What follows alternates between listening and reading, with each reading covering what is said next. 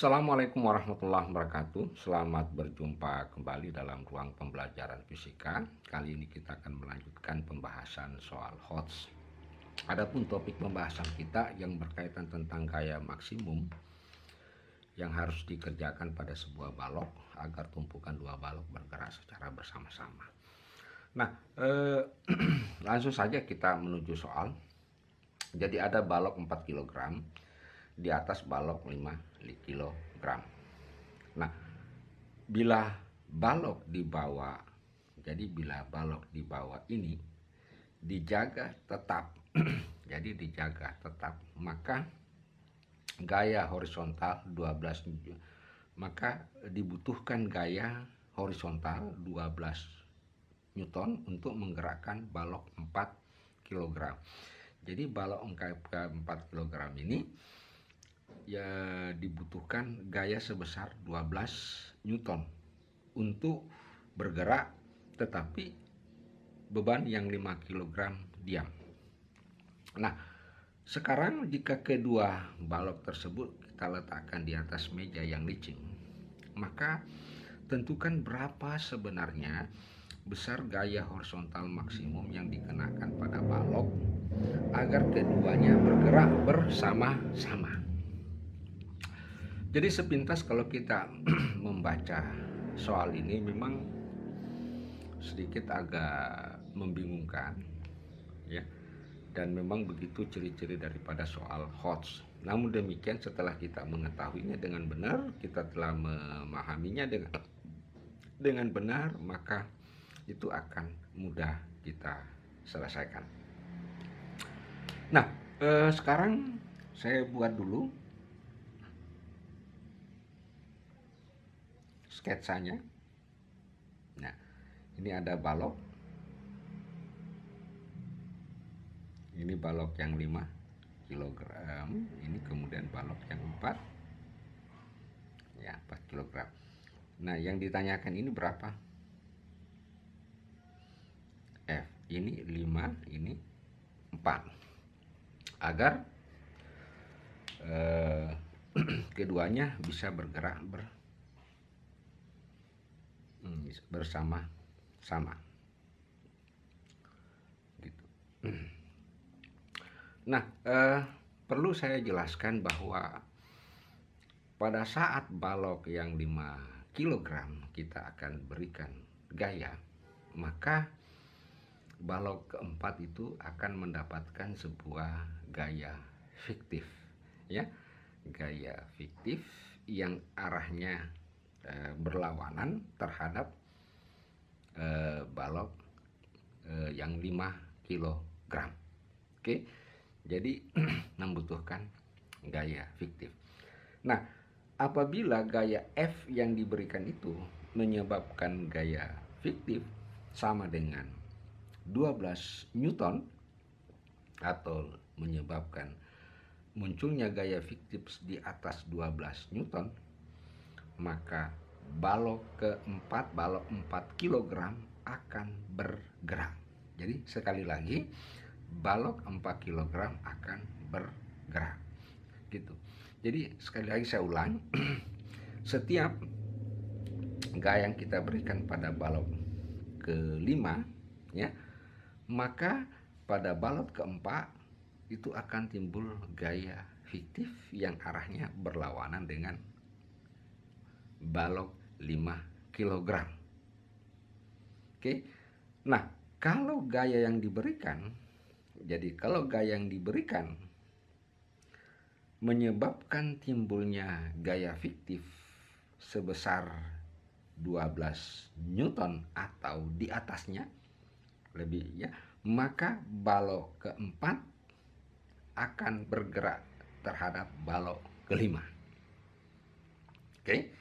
Padahal di dalam soal dipersyaratkan bahwa berapa gaya maksimum yang harus dikenakan pada balok kelima agar balok keempat tidak bergerak terhadap balok kelima. Artinya balok keempat dan balok kelima bergerak secara bersama-sama. Nah, kita lihat dulu.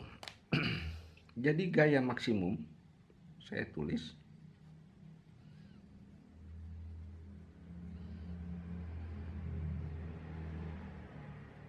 gaya maksimum agar kedua balok bergerak bersama-sama.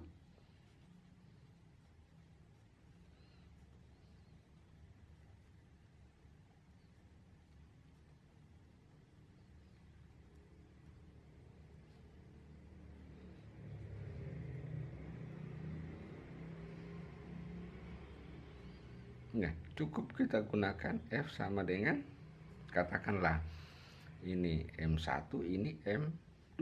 Cukup kita gunakan M1 ditambah M2 kali A. Kita simpang. Nah, A ini yang menjadi pembeda antara balok keempat dan balok kelima. Nah, oleh karena itu A, jadi kalau F-nya maksimum, maka ada A yang menyebabkan juga maksimumnya. Jadi saya balik lagi.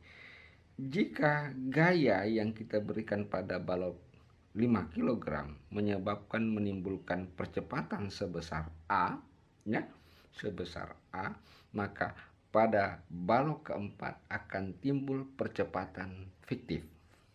Gitu. Akan timbul percepatan fiktif.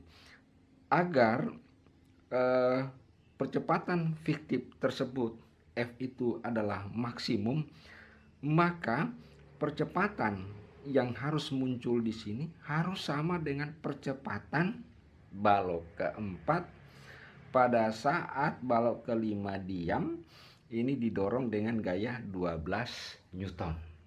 Itu yang dimaksud, karena batas pergerakan balok keempat itu terletak pada 12 Newton, yaitu jadi gerakan balok M1 terjadi bila M1 kali A ini sama dengan 12 ya. Jadi sama dengan 12 Newton. M1-nya adalah 4 kali A. 12 per 4 sama dengan 3. Nah, inilah adalah percepatan yang apabila kita berikan ke sini, ini adalah yang disebut dengan percepatan maksimum yang harus bekerja pada balok 5 dan 4 secara bersama-sama. Dengan demikian, jika persamaan 2, jadi jika saya tulis persamaan 2, ya,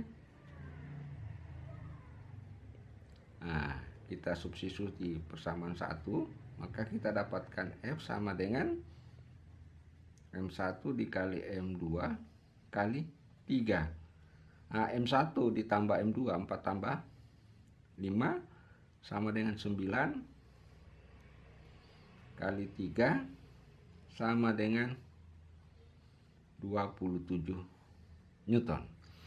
Artinya apa? Gaya maksimum yang harus diberikan pada balok kelima maksimalnya adalah 27 Newton. Ya, 27. Kapan lebih daripada 27 Newton, maka M1 akan bergerak terhadap balok kelima.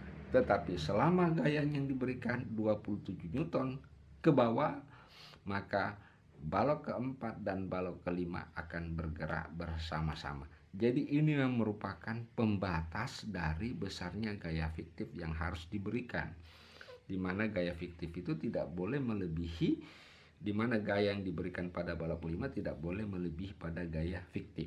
Dengan demikian percepatan di sini harus sama untuk menentukan gaya maksimumnya. Baik, saudara-saudara sekalian, demikianlah penjelasan singkat bagaimana mekanisme menentukan gaya maksimum agar tumpukan dua balok dapat bergerak bersama-sama. Semoga ada manfaatnya. Sekian, Assalamualaikum warahmatullahi wabarakatuh. kasih.